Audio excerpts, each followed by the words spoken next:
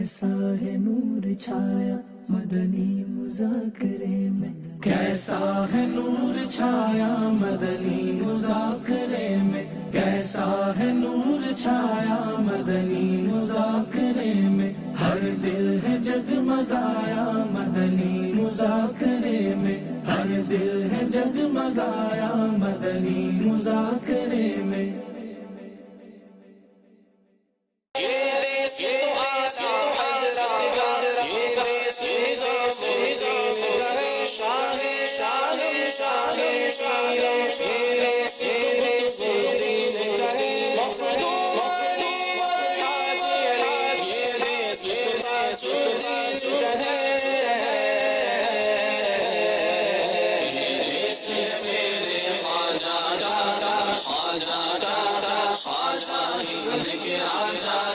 مدنی مذاکرے میں کیا سیکھنے کو مل رہا ہے بتائیں گے؟ جیسے آج ایک بات سیکھنے کو ملے کہ دستانے پہن کے نماز پڑھنے میں کوئی حرج نہیں ہے۔ سوال ہوا تھا سکون کیسے انسان کو حاصل ہو، تو پاپا نے ایک قرآن پاک کی آیت ارشاد فرمائی تھی، الا بذکر اللہ تطمئن القلوب، یاد رکھو اللہ کی یاد میں ہی دلوں کا چین ہے۔ تو انشاءاللہ جتنی زیادہ عبادت کریں گے تو اتنا ہی دل کو سکون بھی ملے گا۔ امیر اہل سنت دامت برکاتہم العالیہ فرماتے ہیں، آپ لوگوں کے بارے میں اچھا سوچیں گے تو آپ سکون میں رہیں گے، لوگوں کے بارے میں برا سوچیں گے تو اس سے آپ ٹینشن میں رہیں گے، پریشانی میں رہیں گے۔ آج بھی الحمدللہ بہت سارے موضوعات تھے کہ جن پر کلام بھی کیا اور سمجھایا بھی، ترغیب بھی دلائی کہ اپنے پان گٹکے سے پرہیز کرنا ہے، جسمانی طور پہ بھی اس کے نقصان آتے ہیں، پیسے کی بھی بربادی، اور رجب شریف کے روزے رکھنا ہے۔ جو روزے رکھتا ہے اس کی صحت بھی اچھی ہوتی ہے، پان گٹکا بھی چھوٹ سکتا ہے۔ خصوصی طور پر جو پیر صاحب نے سیر اجتماعات کے حوالے سے جو ترغیبات دلائی ہیں تو الحمدللہ وہ سیر اجتماع کرنے بھی ہیں، انشاءاللہ روزے بھی رکھ رہے ہیں اور مزید انشاءاللہ سیر اجتماع بھی کرنے اور روزے بھی رکھنے ہیں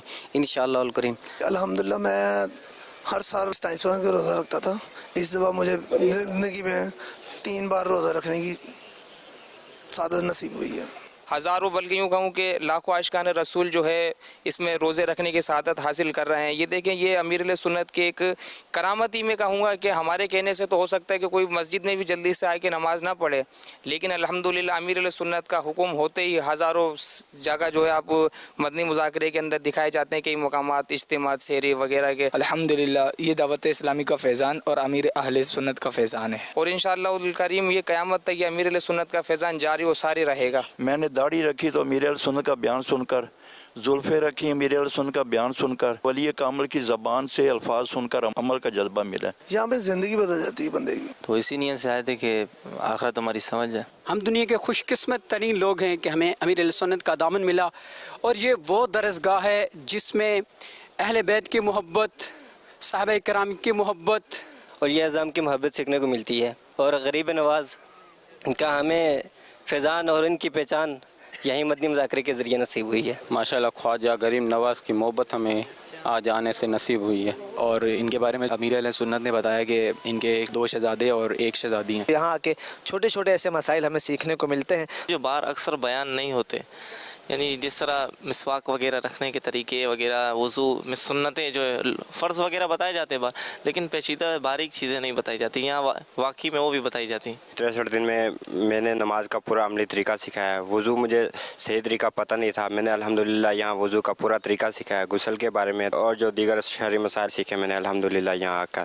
پہلے مجھے علم نہیں تھا، لیکن یہاں آ کر الحمدللہ 63 دن کے اندر مجھے کافی کچھ سیکھنے کو ملا یہاں۔ ہر صحابی نبی جنتی جنتی، ہر زوج نبی جنتی جنتی۔ الحمدللہ رب العالمین والصلاة والسلام علی خاتم النبیین، اما بعد فاعوذ باللہ من الشیطان الرجیم، بسم اللہ الرحمن الرحیم، الصلاة والسلام علیک یا رسول اللہ وعلی آلک واصحابک یا حبیب اللہ، الصلاة والسلام علیک یا نبی اللہ وعلی آلک واصحابک یا نور اللہ۔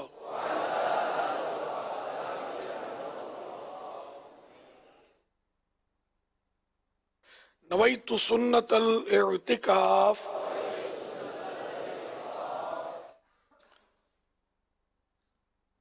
جب کبھی بھی داخل مسجد ہونے کی سعادت پائیں اعتکاف کی نیت ضرور فرمائیں. نیت دل کے ارادے وہ کہتے ہیں دل ہی میں نیت کر لیجئے. میں نے سنت اعتکاف کی نیت کی.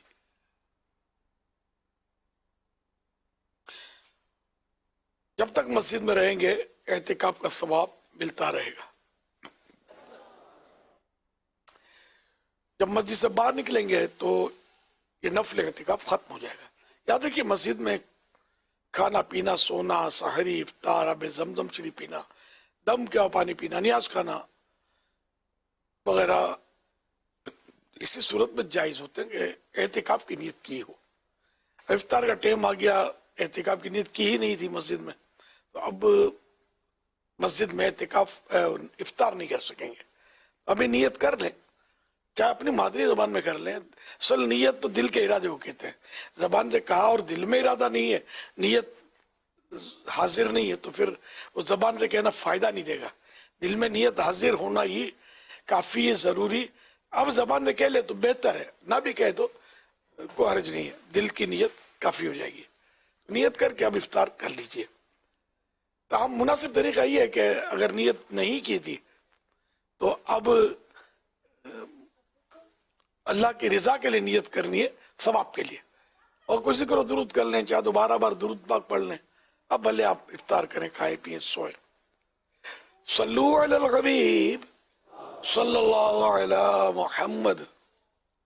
1445 ہجری کے رجب شریف کی چوتھی رات ہے. اس مناسبت سے مکتبۃ المدینہ کے رسالے ضیاء درود السلام سے فرمان آخری نبی صلی اللہ علیہ وسلم نمبر 4. مسلمان جب تک مجھ پر درود شریف پڑھتا رہتا ہے، فرشتے اس پر رحمتیں بھیجتے رہتے ہیں. اب بندے کی مرضی ہے کم پڑھے یا زیادہ. صلو علی الحبیب صلی اللہ علی محمد. مدنی مذاکرے کا سلسلہ. آپ سوالات کیجئے، سوال کا جواب وہ بھی بالصواب یعنی درست دے پاؤں یہ ضروری نہیں. بن پڑا تو عرض کرنے کی کوشش کی جائے گی، بھول کرتا پائیں فوراً میری اصلاح فرمائیں. مجھے آئے بات شائع کرتا، اپنے کہے پر بلا وجہ اصرار کرتا نہیں. انشاءاللہ شکریہ کے ساتھ اپنی بھول قبول کرتا پائیں گے انشاءاللہ الکریم. صلی اللہ علی محمد صلو علی الحبیب صلی اللہ علی محمد. رجب شریف کی یہ سنت دعا آئیے مل کے پڑھتے ہیں. اللہم بارک لنا فی رجب و شعبان وبلغنا رمضان. اللہم بارک لنا فی رجب و شعبان وبلغنا رمضان. اللہم بارک لنا فی رجب و شعبان وبلغنا رمضان. صلی اللہ علی محمد.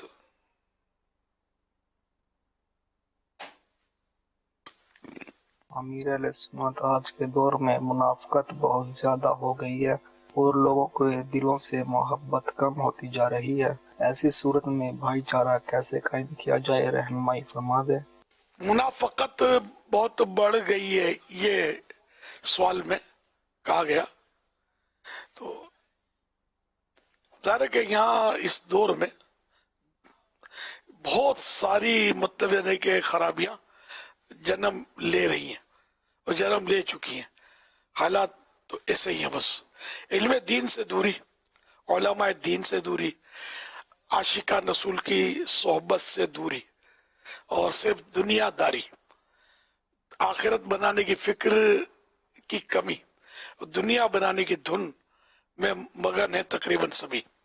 تو اس صورت میں ظاہر ہے کہ وہ کون سی برائی ہوگی جو ہم لوگوں کے اندر نہیں ہوگی. تو یہ منافقت، لیکن زبان پر کچھ ہوتا ہے، دل پر کچھ ہوتا ہے، یہ بھی پرانا مرض ہے، آج کل کا نہیں ہے. اب کوئی آیا تو اس سے کہیں گے آئیے ماشاءاللہ آپ کا تو انتظار تھا، اور دل میں یہ کہ یار یہ کہاں ٹپک پڑا، مجھے تو یہ کام تھا، مجھے تو وہاں جانا تھا وغیرہ. یہ بھی ہے کہ دل میں کچھ، زبان پہ کچھ.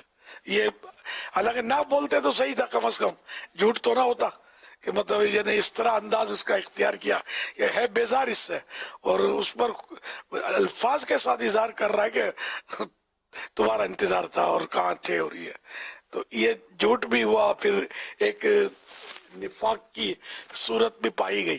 اب فطری طور پر کسی کے لیے دل میں کوئی ایسے خیالات آنا، بیزاری کے، وہ ٹھیک ہے، اب اس میں آدمی بے بس ہوتا ہے، لیکن یہ کہ کم از کم زبان کو تو کنٹرول کرے، دل کو بھی سنبھالے.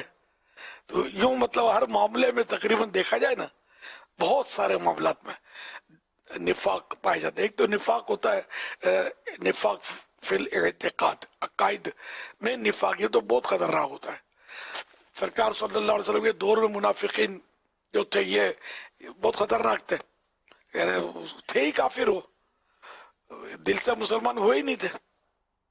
ان کو سرکار صلی اللہ علیہ وسلم نے نام لے کر نکال باہر کیا. وہ وقت آیا جب تو نکال دیا. مدینہ شریف کا واقعہ مشہور ہے. تو یوں مطلب یہ کہ منافقین تو وہ بہت پرانے ہیں، یہ پرانی بیماری ہے. اب ہر منافق اس طرح کا نہیں ہوتا کہ دل میں مسلمان نہیں ہے، زبان سے مسلمان کہتا ہے، اندر سے کافر ہے. یہ ہم کسی پر ایسے ہی مطلب ہے نا کہ حکم نہیں لگا سکتے جب کہ 100% کوئی ایسی معلومات نہ ہو یقینی. تو اس لیے مطلب میں آپ کو یوں سمجھا دیا میں نے کہ لوگ جس چیز کو کہہ رہے ہوتے ہیں کہ یہ منافق ہے، یوں مسلمان نہیں ہے، فلاں، یعنی کہ خواہ اٹکل سے یا اپنی مطلب یعنی کہ سوچ کے مطابق جو علماء فرمائے نا وہی کہنا ہوتا ہے. اور علماء وہ جو واقعی علم دین کے سبب علماء کہلاتے ہوں، ورنہ تو بعض داڑھی والے وہ ذرا یوں دیکھنے میں یوں اچھے ہوتے ہیں، کوئی مطلب بولنا اچھا تھا، لوگ سمجھتے ہیں کہ یہ بہت بڑا عالم ہے. تو یہ ضروری نہیں ہے. عالم دین ہونا اور بات ہے، اور نظر آنا اور بات ہے. وہ ایک محاورہ بھی ہے، الفرب خواہ خواہ مرد معقول، یعنی جو موٹا تازہ ہوتا ہے دیکھنے میں ذرا یوں ٹپ ٹاپ والا تو یوں لگتا ہے کہ یہ کچھ ہے، مطلب یہ معقول شخص ہے، لیکن بعض اوقات یہ نامعقول بھی ہوتا ہے. ہم بہرحال کسی فرد کو دیکھ کر کچھ بھی اس پر حکم نہیں لگائیں گے جب تک کوئی ہمیں 100% معلومات نہ ہو. اللہ پاک نفاق کے اعتقادی سے بھی بچائے، عقیدے کی منافقت سے بھی بچائے کہ عقیدے کے منافقوں کی بھی کمی نہیں ہے، عمل کی منافقت سے بھی بچائے کہ یہ بھی دیکھیں کم نہیں ہے. اللہ پاک اپنا مخلص بندہ بنائے، آمین. اپنی اصلاح کی بندہ کوشش کرتا رہے. صلو علی الحبیب صلی اللہ علی محمد. میرا سوال یہ ہے کہ اگر وطر کے اندر دعائے قنوت نہ آئے تو کیا پڑھ لو؟ وطر میں اگر دعائے قنوت نہ آئے، کسی کو دعائے قنوت نہیں آتی یا یاد نہیں ہے، اس میں یہ ہے کہ اللہم اغفر لی یہ پڑھ سکتے ہیں، یا یہ ہے کہ ربنا آتنا فی الدنیا یہ والی دعا بھی پڑھ سکتے ہیں، یا رب اغفر لی 3 بار کہہ لیا تو یہ بھی دعائے قنوت کے قائم مقام ہو جائے گی. صلو علی الحبیب صلی اللہ علیہ محمد صلی اللہ علیہ وآلہ وسلم.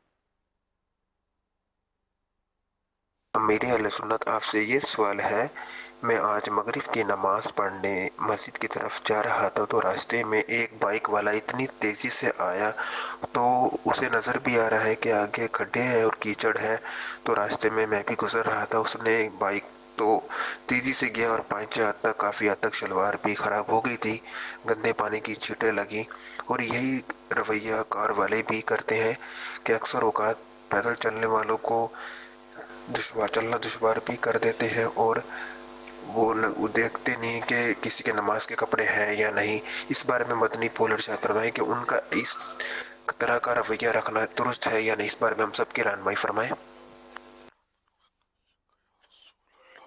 پہلے تو یہ دیکھا جائے گا کہ آیا جو یہ کیچڑ ہے تو یقینی ہمیں معلوم ہے یا نہیں. جب تک یقینی معلوم نہ ہو تب تک ہم اسے ناپاک نہیں کہیں گے.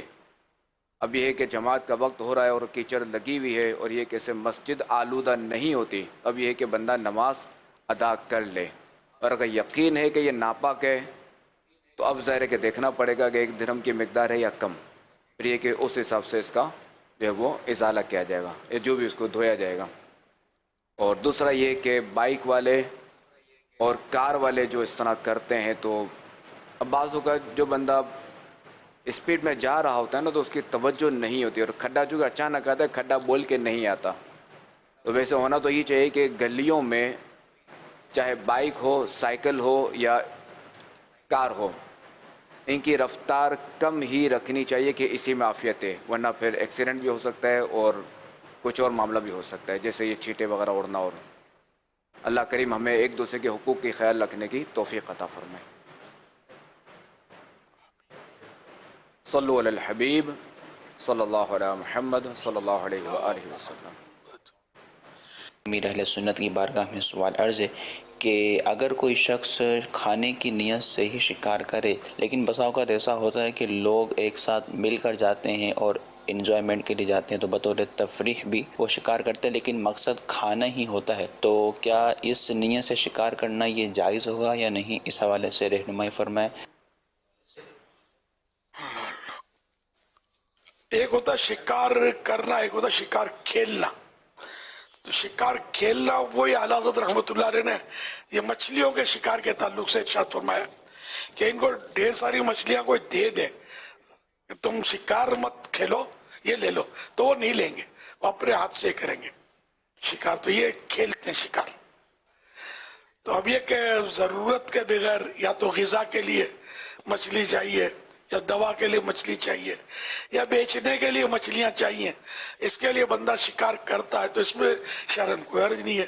اور صرف شکار کھیلتے ہیں، مچھلیاں ادھر پھینک دی ادھر ڈال دی، اس کو دے دی ہے نا. اصل مقصود کھیلنا ہوتا ہے، سیر و تفریح، انجوائمنٹ. تو اس کی ممانعت ہے تفریحاً شکار کھیلنا، یہ اعلیٰ حضرت رحمۃ اللہ نے اس کو حرام لکھا ہے. اب مچھلی کا سوال آیا تو مچھلی کا بیان کیا، تو اس کا مطلب یہ تو نہیں کہ چڑیا کو مار کے بیچاری کو پھینک دو اپنے کھیلنے کے لیے. تو جس میں بھی جان ہے تو ظاہر ہے کہ اس کا ایک اپنا مطلب حساب کتاب ہے.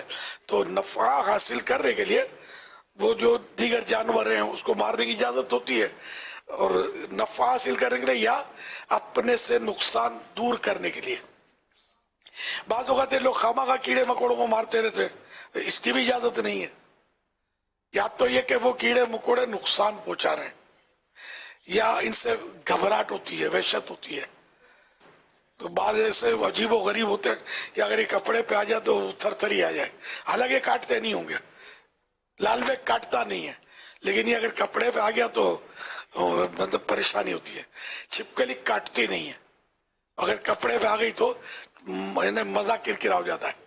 خیر چھپکلی کو تو مارنے کی حدیث پاک میں صراحت تو موجود ہے، تاہم مطلب یہ کہ کاٹتی نہیں. ہاں چھپکلی کے منہ میں دانت نہیں ہوتے، آپ دیکھ لینا، لیکن وحشت اس سے بہت ہوتی ہے.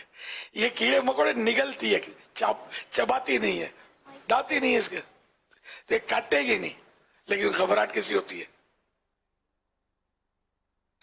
تو بہرحال یہ کہ ایسے کیڑے مکوڑے جن سے گھبراہٹ ہو اور وہ ہیں تو دل پریشان ہو رہا تو مار سکتے ہیں، یا یہ ہے ہی کاٹنے والے کاٹ لیں گے تو مار سکتے ہیں. مچھر اڑ رہا ہے تو اب یہ کہ اس کو موقع دیں گے کہ پہلے یہ کاٹے، سمجھے، تو پھر ماریں تو یہ نہیں ہے، مار دیں اس کو. اس کا کام ہی مطلب کاٹنا ہے. بچھو اس کا کام ہی ڈنک مارنا ہے، اس کو مار دیا جائے. کھٹمل ان کا دندہ ہی کاٹنے کا ہے. تو اس طرح کی چیزوں کو مار سکتے ہیں جن کا وہ کام یہی ہے کہ انسان کو کاٹتے ہیں. تو یہ ان کو مار دینا یہ دفع ضرر کے لیے مارنا ہوا، نہ اپنے سے نقصان دور کرنے کے لیے مارنا ہو تو یہ جائز ہے. یا نفع حاصل کرنے کے لیے جیسے مچھلی ضرورتاً شکار کرنا یا پرندوں کا ضرورتاً شکار کرنا یا حلال جانوروں کا شکار کرنا ضرورتاً، یہ جائز ہوتا ہے. البتہ دیکھیں یہ قوانین اپنی جگہ پر ہوتے ہیں، ملک کے قوانین، جیسے کہ یہ جانوروں کا پرندوں کا شکار کرنا اب غالباً اس کے لائسنس ہوتے ہیں، ہر ایک نہیں کر سکتا اور ہر صورت میں ہر حال میں بھی نہیں کر سکتا، ہر جانور کا بھی نہیں کر سکتا. تو اس طرح جانوروں کی نسلیں ختم ہو رہی ہیں تو پابندیاں بھی ڈالی گئی ہیں کہ فلاں جانور کی تو لائسنس بھی نہیں، اس کو شکار کرنا ہی نہیں ہے. تو یہ قانون کا بھی لحاظ ہمیں رکھنا ہوگا. واللہ تعالی اعلم و رسولہ اعلم. عز و جل و صلی اللہ تعالی علیہ وآلہ وسلم صلو علی الحبیب صلی اللہ علی محمد.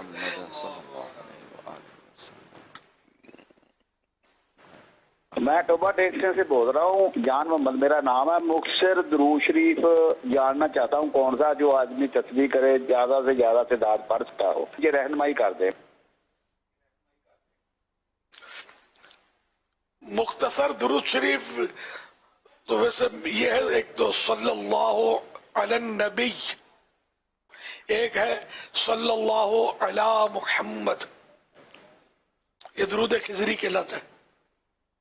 صلی اللہ علیہ وسلم یہ درود شریف بھی ہے اور اس میں سلام بھی ہے. ان پر درود و سلام ہو. صلی اللہ علیہ محمد ان میں صرف درود شریف ہے کہ ان پر درود، محمد پر درود ہو. صلی اللہ علیہ نبی یہ بھی صرف درود ہے کہ نبی پر درود ہو. تو صرف درود پڑھنا یہ بھی جائز ہے، لیکن سلام ہو یہ بہتر ہے. کہ آیت مبارکہ میں صلو علیہ وسلموا تسلیما کہ ان پر درود اور خوب سلام بھیجو. تو جون سا آپ پڑھیں تو ساتھ میں مطلب آخر میں یا بیچ میں یہ جیسے صلی اللہ علیہ محمد صلی اللہ علیہ محمد وعلی آلہ وصحبہ وبارک وسلم یہ بھی کہہ لیں تو سلام بھی آ گیا. صلو علی الحبیب صلی اللہ علیہ محمد وعلی آلہ وصحبہ وبارک وسلم. میرا نام محمد احمد رضا ہے. میں کراچی سے بات کر رہا ہوں. میرے پیارے پیارے پاپا جان، رجب شریف کی تو آمد ہو چکی ہے الحمدللہ. آپ کی کراچی میں آمد کب ہو رہی ہے؟ ہمیں آپ کا انتظار ہے. میرا آپ سے یہ سوال ہے کہ کل آپ نے مسجد میں بدبو نہ آنے کے بارے میں مدیح پھول ارشاد فرمائے تھے، تو کیا یہی حکم مسجد بیت کا بھی ہے؟ جواب ارشاد فرما دیجیے. آپ مجھے اور میرے گھر والوں کو دعاؤں سے نواز دیجیے. جزاک اللہ خیر. ماشاءاللہ میری آمد میں کیا حیثیت رکھتا ہوں. رجب شریف پوری دنیا میں ان کی تشریف آوری ہو چکی ہے الحمدللہ. اللہ رجب کی برکت نصیب فرمائے. میں کراچی میں آؤں گا تو کراچی میں جو مختصر سے جو قریب عیسائی بھائی ہیں تو ان کو یا میرے گھر کے افراد کو خوشی حاصل ہوتی ہے. ورنہ مدنی چینل سے تو میں جہاں کراچی میں ہوں یا دنیا کے کسی بھی کونے میں ہوں ایک ہی تقریباً ہوتا ہے کہ بھائی وہ اسکرین پہ دیکھنا ہوتا ہے. انشاءاللہ میری نیت تو شب براعت اللہ نے چاہا تو میں کراچی میں کروں گا. ہر سال کا میرا معمول یہی ہے برسوں سے. اس سال بھی یہی نیت ہے. دعا فرمائے کہ میں زندہ بھی رہوں عافیت کے ساتھ بھی اور سفر بخیر نصیب ہو. کچھ پتہ نہیں کہ مقدر میں کیا ہے، اللہ پاک کی خفیہ تدبیر کیا ہے. موت کا وقت طے ہے، ہم نہیں پتا. ماشاءاللہ آپ نے سوال بھی کیا. مسجد میں بدبودار حالت میں بدبودار کپڑے ہوں یا منہ سے بدبو آتی ہے، بدبودار کوئی چیز اپنے ساتھ ہے تو اسی صورت میں مسجد میں نہیں آنا ہے. یہ حرام گناہ. مسجد بیت کا یہ مسئلہ نہیں ہے. اس میں یہ ہے کہ افضل ہے کہ مسجد بیت کو صاف ستھرا اور خوشبودار رکھا جائے.